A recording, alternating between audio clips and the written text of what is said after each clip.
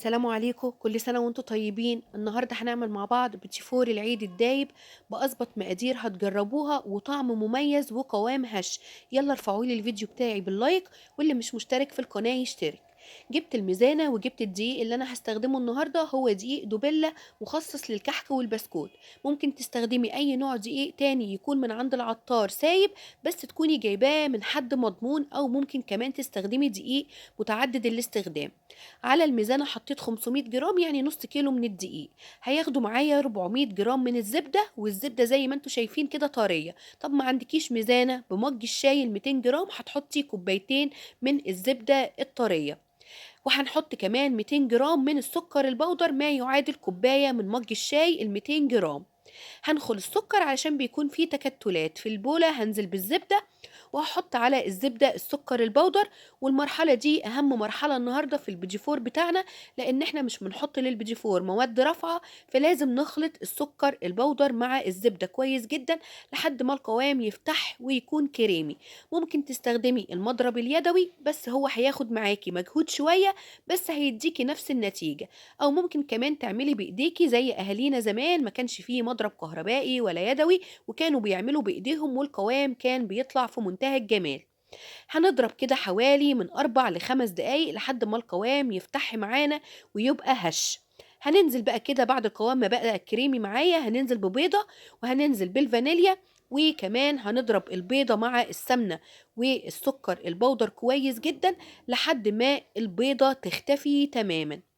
بعد بقى كده ما البيضة هتختفي، هننزل بصفار بيضة. يبقى أنا النهاردة عملت على نص كيلو الدقيق بيضة كاملة وعليها صفار بيضة. طب ليه صفار بيضة محطتش بيضة كاملة؟ لأن الزلال يا جماعة بيمسك البجفورة شوية، وأنا عاملة كمية صغيرة نص كيلو، يعني هيتاكل على طول. لكن انت لو هتعملي كمية كبيرة تحطي البيض كامل علشان الزلال يمسكلك البجفورة، لأنها هتقعد معاكي فترة. لان بعد كده البيجيفور بيحل. يعني ايه بيحل؟ يعني بتلاقوه كده بيطرى. علشان كده انا حطيت علشان كمية صغيرة بيضة وصفار بيضة. بصوا القوام بقى عامل ازاي، كريمي وفاتح ومعايا في منتهى الجمال. يلا بينا بقى كده ننزل بنص كيلو الدقيق بتاعنا، ونخلط الدقيق مع القوام الحلو اللي انا عملته، القوام الكريمي. عايزة نقول لكم يا جماعة دايب دوب، وانا كده لسه بعجن بايديا. وطبعا زي ما احنا عارفين ان العجينة بتتلم مش بتتعجن، نواعم العيد يا جماعة مش بتتعجن.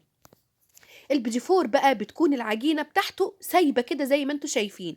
لو لقيتوا العجينة متماسكة يبقى انتوا عملتوا حاجة غلط. زي ما انتوا شايفين كده بإيديا، يمكن انا بنزل العجينة دلوقتي بالسباتيولا، هي دي العجينة المظبوطة للبيجيفور. غير كده يبقى في حاجة مش مظبوطة. هنلم بقى كده العجينة بتاعتنا، وهنيجي بقى كده للسهل اللي انا هعمله معاكم النهاردة. النهاردة استخدمت الكيس الحلواني اللي هو استخدام مرة واحدة. زي ما انتوا شايفين دخلت القمع وقصيت بالمقص علشان بوز القمع. والقمع ده يا جماعة اللي انا شارياه، طبعا بتختاروا الرسمة اللي انتوا عايزينها، بتروحوا بتاع المستلزمات الحلواني وبتختاروا رسمة القمع بتاع البيجيفور اللي انتوا عايزينها. لكن انا بقى كده سهلت عليكم النهاردة بالكيس الحلواني، وهقسم العجينة بتاعتي على 2. هحط كده في اول كيس، والبلبلة كده زي ما انتوا شايفين متماسكة في الكيس الحلواني، وسهل جدا ما فيهوش اي حاجة حتى في الاستخدام. بخرج الهواء وبكمل احط كده العجينة. زي ما انتوا شايفين انا قسمت العجينة على 2. النص الابيض ده كده اللي انتوا شايفينه. يلا بينا بقى كده نعمل النص الشوكولاتة. هننزل بقى كده عليه بمعلقة ونص من الشوكولاتة الخام. دي شوكولاتة اسباني خام، انا جايبة نوع نظيف. يعني حاولوا ان انتوا لما تجيبوا شوكولاتة تجيبوا نوع كويس علشان هيفرق معانا في طعم البيجيفورة.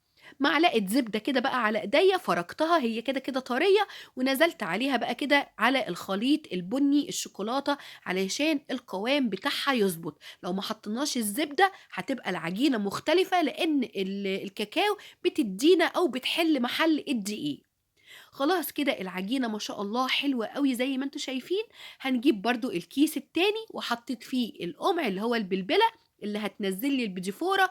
وكده قسمت العجينة بتاعتي على 2، نص أبيض ونص شوكولاتة. أظن يا جماعة مفيش أسهل من كده، واستخدامه سهل جدا جدا. ادي النص الأبيض، وادي النص الشوكولاته. البيتي فور يا جماعه اول ما بتعملوه، يعني اول كده ما بتشكلوه، لازم تدخلوه الفرن على طول. عايزه تسيبيها في التلاجة شويه براحتك، انا استخدمتها على طول وكانت معايا في منتهى الجمال. جيبوا بقى كده الصواني وجيبوا الصجان، وابدأوا كده اعملوا الروزيتات والشكل اللي انتوا حابينه. اعملوها كده صغيرة علشان لما تتحط كده في الفرن ممكن الحجم بتاعها يزيد سنة. ليه؟ لان احنا مش حاطين مواد رافعة ولا اي حاجة. والبيجيفوراية زي ما انتوا شايفين كده انا عاملة الحجم بتاعها صغير وحطهم جنب بعض، انا مش بعدة واحدة عن التانية، لان البيجيفور بتاعي الحمد لله مش هيفرش. ما تدهنوش بقى كده الصواني او الصجان اللي انتوا هتعملوا فيها البيجي فور، علشان هو يعني فيه كمية الزبدة بتاعته وكمية الدهون بتاعته، فهو مش عايز اي مواد دهنية في القعر يا جماعة. بالنسبة بقى كده للتسوية، انا حطيته في الفرن، بس الفرن يكون مسبق التسخين، ما تدخلوش البيجي فور على فرن يكون بارد. برضو الكحك كذلك والبسكوت كذلك، نواعم العيد لازم تشغلي الفرن الاول. حطيته على درجة حرارة 160 رف أوسط. أول كده ما بتلاقوا اللون بتاع البيجيفوراية الأبيض ده احمر من تحت، بتطفوا عليه على طول. احنا مش بنشغل على البيجيفور الشواية. أول كده هو بيبقى عامل زي البسكوت، اللون بتاعه بيفتح كده أو بياخد اللون الذهبي من تحت، بتطفي عليه على طول وبتشغلي عليه الشواية.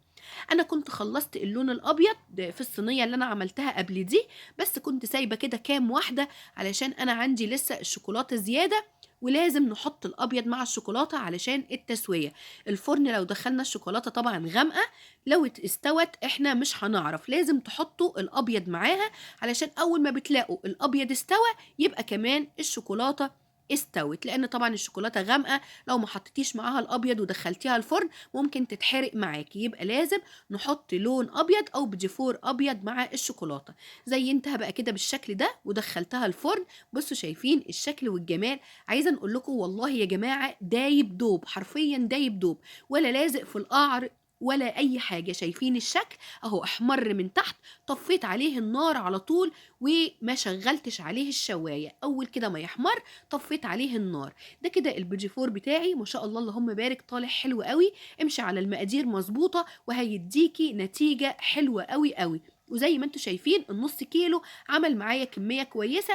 انت بقى كده ممكن تضاعفي الكميه، انا هسيبلك المقادير في صندوق الوصف. بالنسبة بقى لتزيين البيديفور، دي أكتر حاجة أنا مش بحب أتكلم فيها، لأنها بتكون على حسب الرغبة. أنا زينت بشوكولاتة بيضة وشوكولاتة سمراء وبشر، أنت ممكن تحطي فرماسيلا، مكسرات، مربى، نوتيلا، ده كده بيكون على حسب الرغبة. ده كده اللي أنا زينت بيه البيديفور بتاعي، وآدي شكل البيديفور بتاعي بعد التزيين. كل سنة وأنتوا طيبين.